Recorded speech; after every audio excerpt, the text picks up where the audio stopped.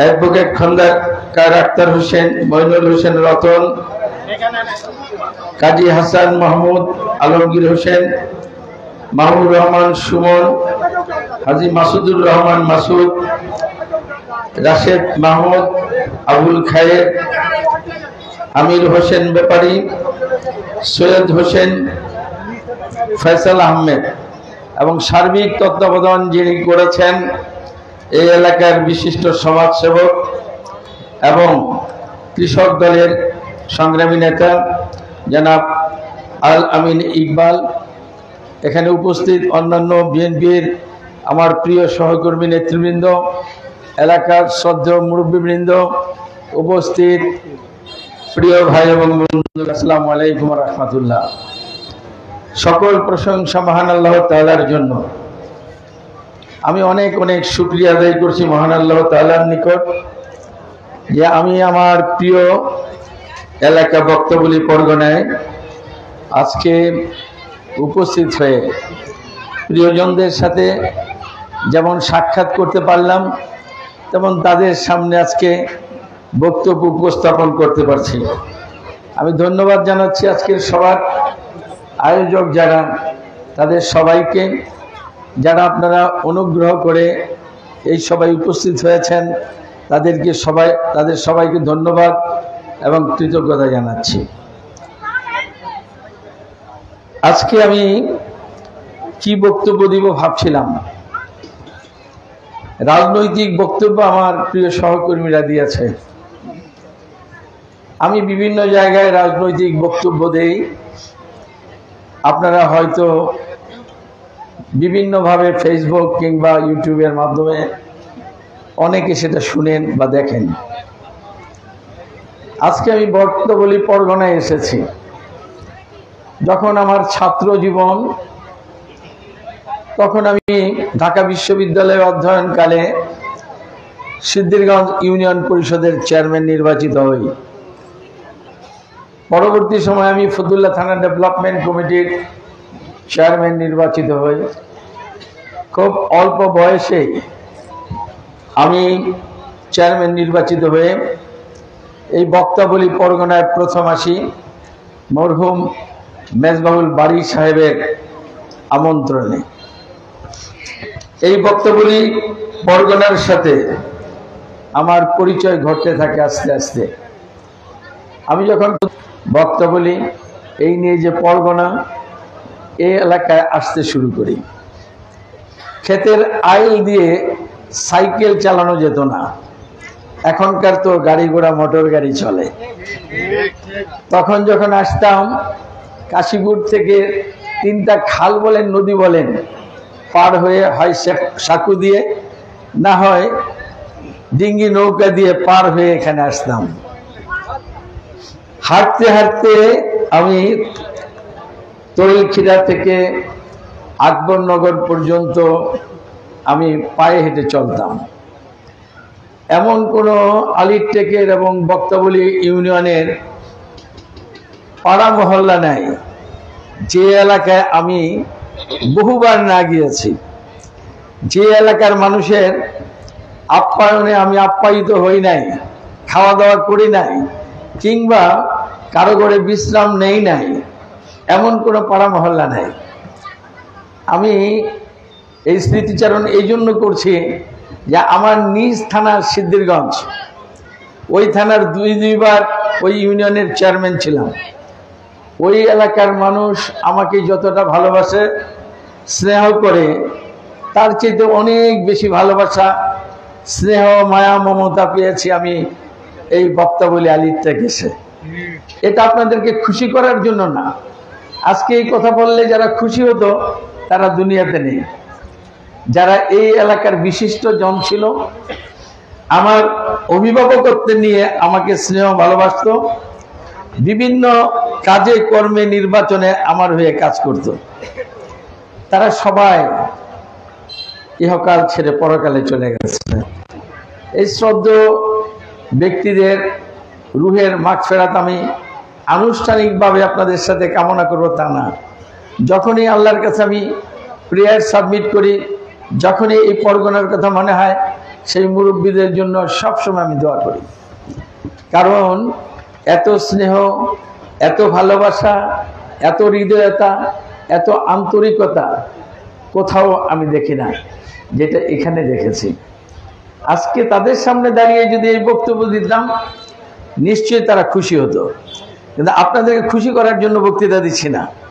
আমি বক্তৃতা দিচ্ছি বাস্তবিক যা হয়েছে এখানে আসার পরে, সেটা আমার মুরব্বীরা নাই।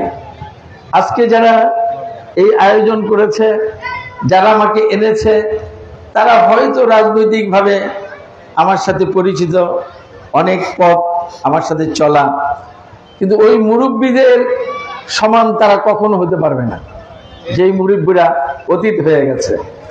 যদি এতে তারা কষ্টও পায়, তাতেও সত্য তো আমাকে বলতে হবে। আমি সত্য বলছি। আমার একদিনের কথা একটা মনে আছে, স্মৃতিচারণ করি। কি বক্তৃতা করবো আজকে? রাজনীতির কথা। আপনারা আমি আপনাদের কাজে রাজনীতির কথা অনেক বলা যাবে, অনেক আপনারা শোনেন। যে স্মৃতিগুলা আমার হৃদয়কে সবসময় নাড়া দেয়, সেরকম একটা স্মৃতির কথা বলি। আমি একদিন এক দাওয়াতে এই এলাকায় আসলাম। আমি সাইড থেকে শুনছি এক মুরব্বী বলছে, এই মেয়ে আমাদের গিয়াসুদ্দিন আইছে, এখন আসো সব কাজ কাম ফেলে আসো, আমাদের ছেলে আসছে গিয়াসুদ্দিন, তার কাছে যাই, তার সাথে সময় কাটাই।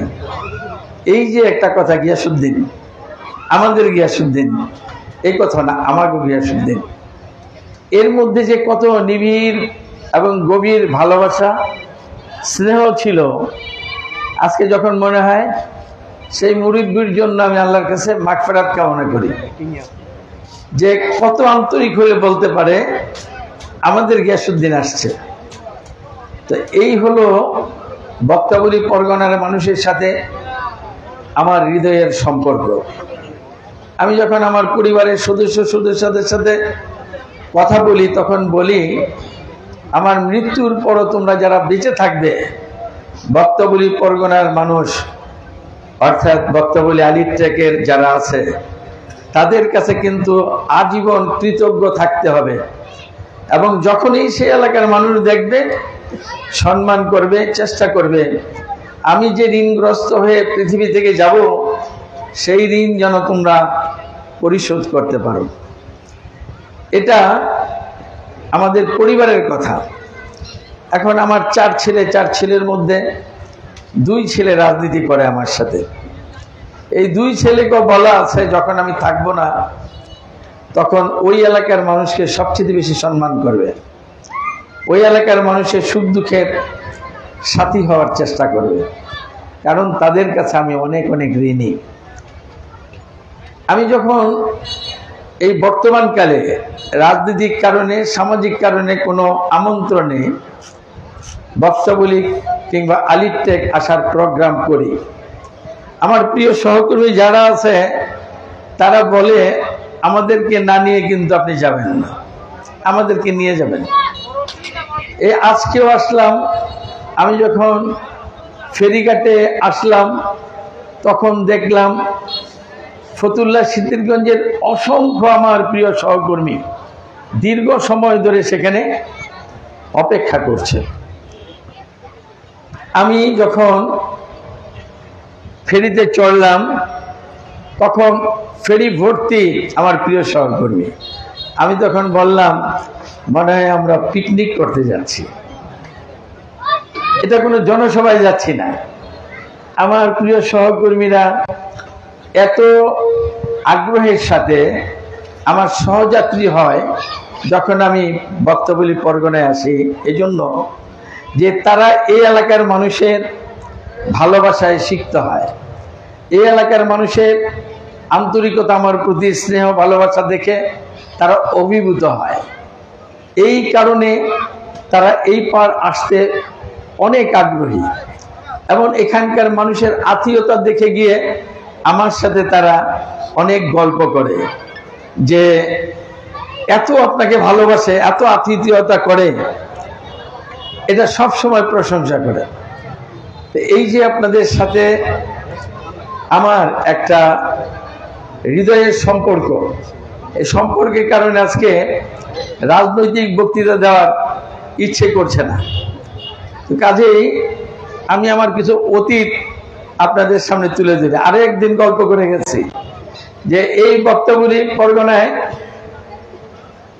আমার অত্যন্ত শ্রদ্ধাভাজন মরহুম মেজবাহুর বাড়ি সাহেব, এই মঞ্চে বসা আছে জালাল ভাই আমাদের দলের নেতা।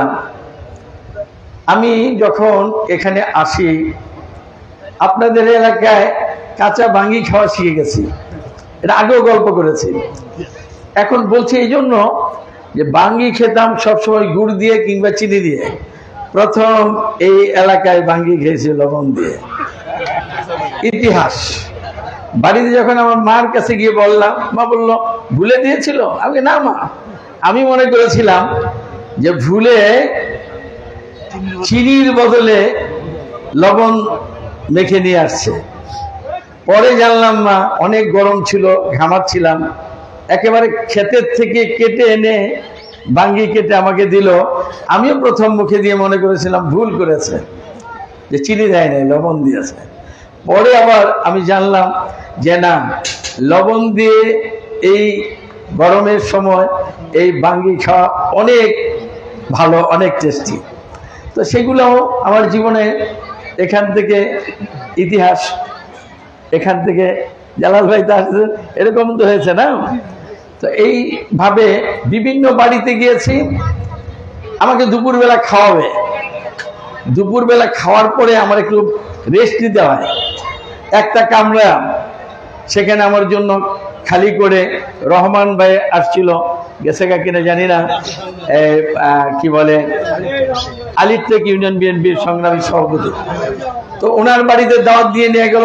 খাওয়া দাওয়ার পরে আমাকে একটা ঘরে জোর করে নিচ্ছে, ঘরটা খালি, বিছানা করা। যে আমার যে অভ্যাস একটু রেস্ট নেওয়া, সেই জন্য একটা কামরা ঠিক করে রেখেছে যে আধা ঘন্টা 1 ঘন্টা যেন আমি রেস্ট নিই সেখানে। এই আন্তরিকতা আর কোথায় পাওয়া যায়? এই যে ভালোবাসা, এটা কোথায় পাওয়া যায়? তো এখানে আসলে পাওয়া যায়। তো আমি যখন 2001 সালে বিএনপি মনোনীত প্রার্থী হিসাবে জাতীয় সংসদ নির্বাচন করলাম, আপনারা অনুগ্রহ করে দয়া করে বিপুল ভোটের ব্যবধানে আপনারা এই বক্তব্যলিতে আলিট থেকে আমাকে বিজয়ী করেছেন। এই বিজয়ের পর আমি যখন এই এলাকায় আসলাম, এখন তো আমার উন্নয়ন করতে হবে, অনেক কিছুর কথা আমাকে বলেছে। আমি চিন্তা করলাম আমার মার্কেটও ছিল ধানের শীষ। বর্ষাকালে আসলে এই এলাকায় বক্তবলি পরগনায় অর্থাৎ বক্তবলি এবং আলিট থেকে এক গ্রাম থেকে আরেক গ্রামে যেতে হলে বর্ষাকালে নৌকা দিয়ে যেতে হয়। আমি সিদ্ধান্ত নিলাম প্রথম আমার কাজ হবে নৌকার যেন চিহ্ন না থাকে, প্রত্যেক গ্রামের সাথে গ্রামকে আগে যুক্ত করতে হবে যাতে নৌকা উঠে যায়। ওই প্রোগ্রাম নিয়ে আমি, আমার সাথে এখন যারা আছেন পুরাতন জানেন, আর মুরব্বীদের নাম বলতে গেলে কেউ বাদ পড়ে গেলে আমি নিজেও ব্যথিত হব, ছোট হয়ে যাব, এই জন্য নাম বলছি না। ওনাদেরকে নিয়ে ঘুরে ঘুরে এই কালভার্ট ব্রিজগুলা আগে করলাম। এইভাবে এই এলাকার উন্নয়ন, যেখানে মাটির রাস্তা একবার করি পরের বছর ভেঙে যায়, কারণ বেলে মাটি, বালু আমি রাখতে পারি না। এই রাস্তাগুলা করতে অনেক কষ্ট হয়েছে, অনেক কষ্ট, কারণ তৈরি করি আর ভেঙে যায়। আমি যখন একবার উপজেলা ইলেকশন করি, আমার প্রতীক হলো রিক্সা। আমি বললাম এবার নদীর ওই পার আমি রিক্সা নিয়ে যাব। এই প্রথম যানবাহন নিয়ে আসলাম বক্তাবলী পরগনায়, রিক্সা। আর এখন মোটর গাড়ি চলে, যানজট হয়ে যায়। এত ভালো লাগছে আমার মন, যেটা তো এখন শহর।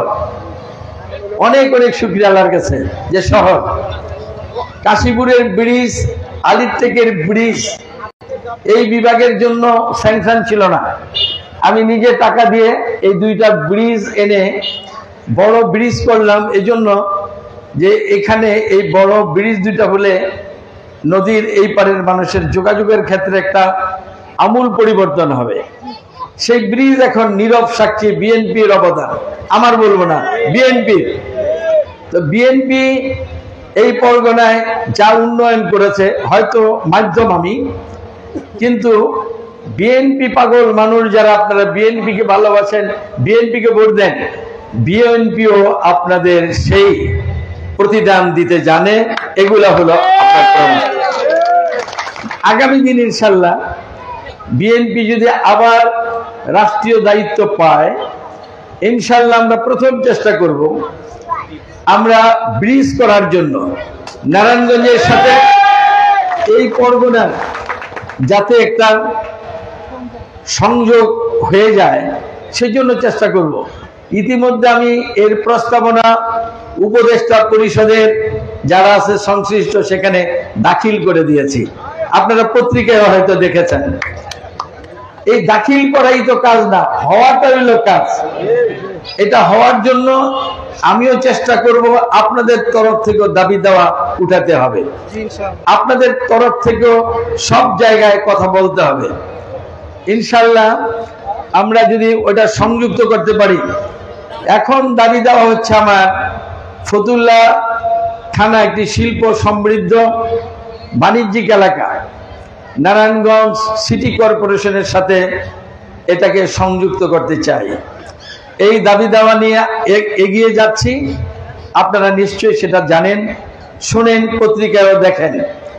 যখনই সিটি কর্পোরেশনের অন্তর্ভুক্ত করা যাবে, গ্রামীণ উন্নয়নে যে সামান্য অনুদান, এর পরিবর্তে এমন উন্নয়ন সাধিত হবে যে ৫-৭ বছর পরে আর রাস্তাঘাট কালভার্ট করার জায়গাই পাওয়া যায় না। যেমন সিদ্ধিরগঞ্জ হয়েছে, বন্দর হয়েছে, নারায়ণগঞ্জ হয়েছে, এখন রাস্তা করার কালভার্ট করার কোনো জায়গাই পাওয়া যায় না। কারণ এত বরাদ্দ, এই বরাদ্দ দিয়ে সমস্ত কাজ আমরা সমাপ্ত করে ফেলেছি। এই ফতুল্লাটা বাকি। ফতুল্লা যদি হয়ে যায় ইনশাআল্লাহ, ঢাকার সাথে, ঢাকা রাজধানী শহরের সাথে আমাদের নারায়ণগঞ্জের দূরত্বটা কি?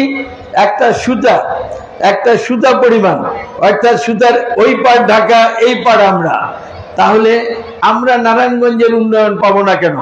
এই নারায়ণগঞ্জে এত শিল্প কলকারখানা, এখান থেকে হাজার হাজার বিলিয়ন ডলার বৈদেশিক মুদ্রা আমরা অর্জন করি এবং এখান থেকে অনেক ট্যাক্স সরকারকে দেই।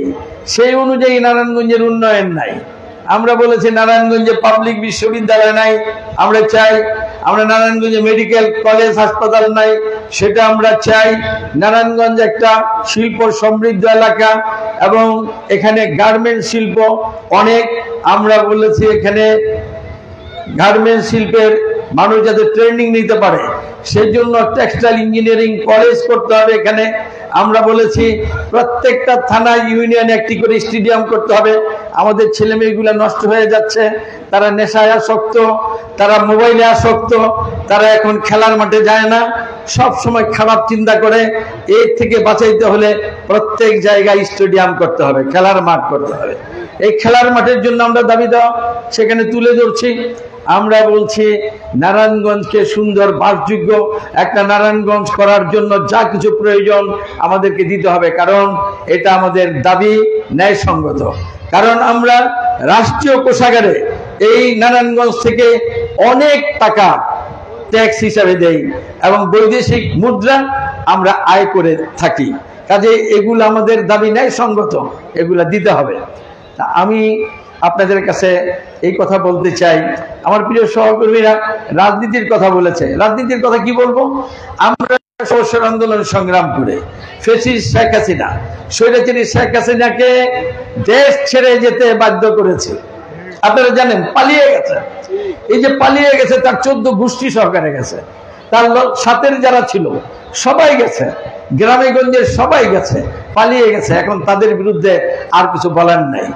বলার হচ্ছে এখন আমাদের এটা পালিয়ে যারা গেছে তারা তো অনুশোচনায় পালিয়েছে যে তারা এত অপরাধ করেছে, দেশে থাকলে তাদের শাস্তি হবে, মানুষ তাদেরকে তিরস্কার করবে, সেই জন্যই তারা পালিয়ে গেছে। এই পালিয়ে যাওয়ার পর এখন অন্তর্বর্তীকালীন সরকার রয়েছে। এই সরকারের কাছে জনগণের প্রত্যাশা কি, আপনাদের প্রত্যাশা কি? একটাই, এই 16 বছর যারা সন্ত্রাস করেছে, যারা হত্যা নির্যাতন করেছে, গণহত্যা করেছে, আয়নাগর করেছে, মিথ্যা মামলা দিয়ে লক্ষ লক্ষ মানুষকে কষ্ট দিয়েছে, রাষ্ট্রের অর্থ সম্পদ লুণ্ঠন করে চুরি করে বিদেশে পাচার করে দিয়ে দেশের ক্ষতি করেছে, এখন আমরা কি চাই? এই অত্যাচারী, এই ক্ষতিগ্রস্তকারী ব্যক্তি এবং অপরাধীদের বিচার দ্রুত চাই। আমরা চাই না? আমরা অপরাধীর বিচার চাই। বিচার এই জন্য চাই, প্রতিহিংসামূলক না। অপরাধীর বিচার না করে যদি ছেড়ে দেওয়া হয়, আগামী দিন তো আরো মানুষ অপরাধ করবেই। কাজে অপরাধীর যদি বিচার হয়ে যায়, তাহলে বড় ধরনের একটা সংস্কার হয়ে যাবে। এই অপরাধীদের শাস্তি দেখে আগামী দিন কেউ আমরা অপরাধ করতে যাব না। তো এটা আমাদের প্রত্যাশা। আর কি প্রত্যাশা আমাদের? স্বৈরাচার দেশকে ধ্বংস করে দিয়ে গেছে অর্থনৈতিকভাবে। যে অর্থ সম্পদ তারা বিদেশে পাচার করেছে, এদেশে অবৈধ সম্পদ তারা করেছে, আমরা চাই বিচার করে এগুলাকে বিদেশ থেকে আনা হোক, আর দেশের গুলা বাজেয়াপ্ত করে সরকারের কোষাগারে নেওয়া হোক। জনগণের টাকা জনগণের কাছে যেন যায়, সেটাও আমরা চাই। আর কি চাই এখন অন্তর্বর্তীকালীন সরকারের কাছে? 16 বছর 3টা নির্বাচনে জনগণকে ভোট দিতে দেয় নাই, জনগণের ভোটের অধিকার নষ্ট করেছে। এখন স্বৈরাচার পালিয়েছে। এখন তো জনগণ চায় আমার ভোটের অধিকার আমি প্রয়োগ করব, আমার পছন্দের মানুষকে ভোট দিয়ে নির্বাচিত করব, যারা ক্ষমতায় গিয়ে দেশ পরিচালনা করবে। এটাই তো আপনাদের আমাদের প্রত্যাশা। এই নির্বাচন যত তাড়াতাড়ি হবে, দেশের মঙ্গল তাড়াতাড়ি হবে। এই নির্বাচন হয়ে গেলে নির্বাচিত সরকার যা কিছু সংস্কার করা প্রয়োজন হয়, ক্রমাগতভাবে সেই সংস্কার করতে থাকবে। আমাদের নেতা তারেক রহমান সর্বপ্রথম উপলব্ধি করেছে, স্বৈরাচারের পতন তো একদিন হবেই। পতন হওয়ার পর এই দেশকে যে তারা ধ্বংসের দ্বার প্রান্তে নিয়ে গেছে, এই দেশকে আবার পুনর্গঠন করতে হবে। সেই জন্য প্রয়োজন মনে করেছেন যে সংস্কার করতে হবে।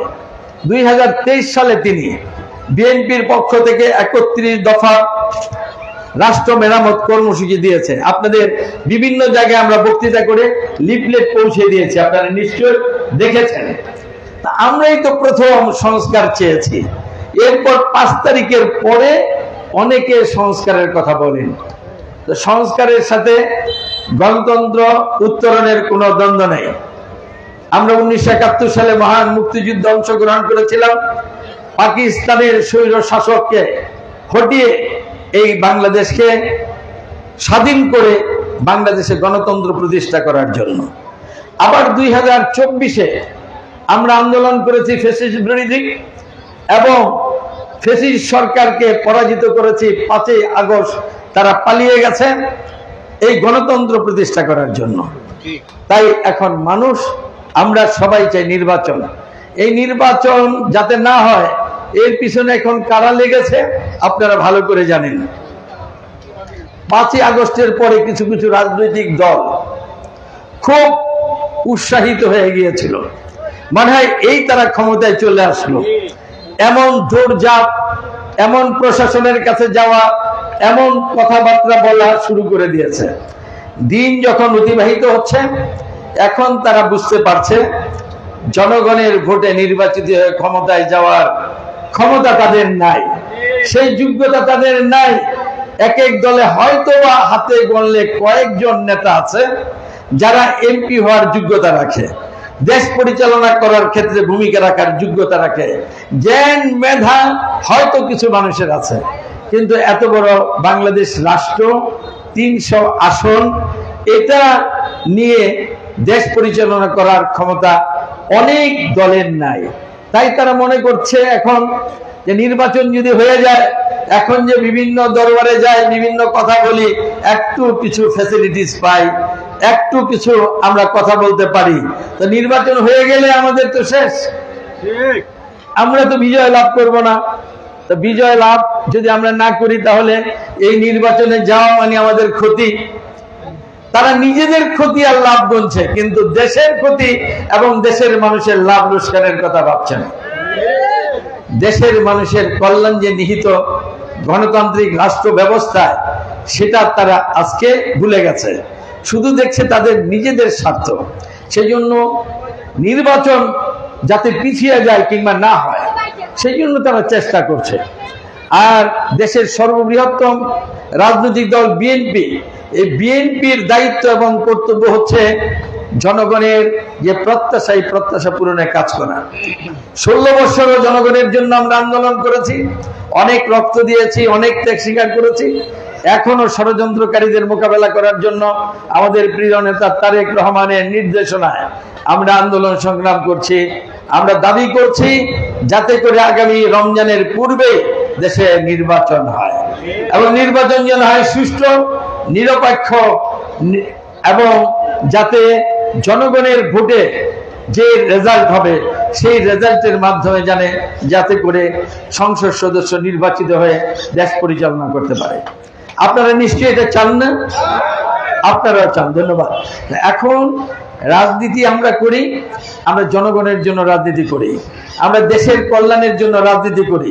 কাজেই কে রাগ করলো, কে গোসা করলো, কে আমাদেরকে ভুল বুঝলো, সেগুলার চিন্তা করার সময় আমাদের নাই। আমাদের সময় এখন স্বৈরাচার দেশ ধ্বংস করে গেছে, এই ধ্বংস করা এই দেশকে আবার গড়ে তুলতে হবে। দেশের মানুষের উন্নয়ন এবং কল্যাণে আমাদেরকে কাজ করতে হবে। আমাদের দলের ঐতিহ্যের কথা এবার বলি। শহীদ প্রেসিডেন্ট জিয়াউর রহমান বিএনপি প্রতিষ্ঠা করে আবার দেশের প্রেসিডেন্ট নির্বাচিত হয়ে সারা পৃথিবীর মধ্যে বাংলাদেশের মর্যাদা বৃদ্ধি করে গেছে। আমরা মাথা তুলে দাঁড়িয়ে বাংলাদেশের পরিচয় দিতে পেরেছি। জিয়াউর রহমান সাহেবের পর তার সহধর্মিণী দেশনেত্রী বেগম খালেদা জিয়া বিএনপির হাল ধরেছে, বিএনপিকে সুসংগঠিত করেছে। 3 বার তিনি বিজয় লাভ করে প্রধানমন্ত্রী হয়েছেন। কাজেই আজকে আমরা সেই দল করি। আপনাদের সদস্য পদ বিতরণ করা হচ্ছে, আপনারা সদস্য হবেন, নারী পুরুষ নির্বিশেষে সবাই আপনারা সদস্য হতে পারবেন। এই সদস্য সংগ্রহ যারা করছে তাদের কাছে অনুরোধ, যারা ভালো মানুষ তাদেরকে সদস্য করবেন, যারা খারাপ মানুষ তাদেরকে সদস্য করবেন না। ভালো মানুষের সম্মান কদর বৃদ্ধি করতে হবে, ভালো মানুষ দিয়ে আমাদের সংগঠন করতে হবে। আবারও সবাইকে ধন্যবাদ জানিয়ে আমার বক্তব্য এখানে শেষ করছি। ইনশাআল্লাহ আগামী দিন আবার বিভিন্ন কাজে কর্মে আপনাদের সাথে দেখা হবে। আমার জন্য দোয়া করবেন, আমি আপনাদের জন্য দোয়া করি। আল্লাহ হাফেজ। বাংলাদেশ জিন্দাবাদ। বাংলাদেশ জাতীয়তাবাদী দল জিন্দাবাদ।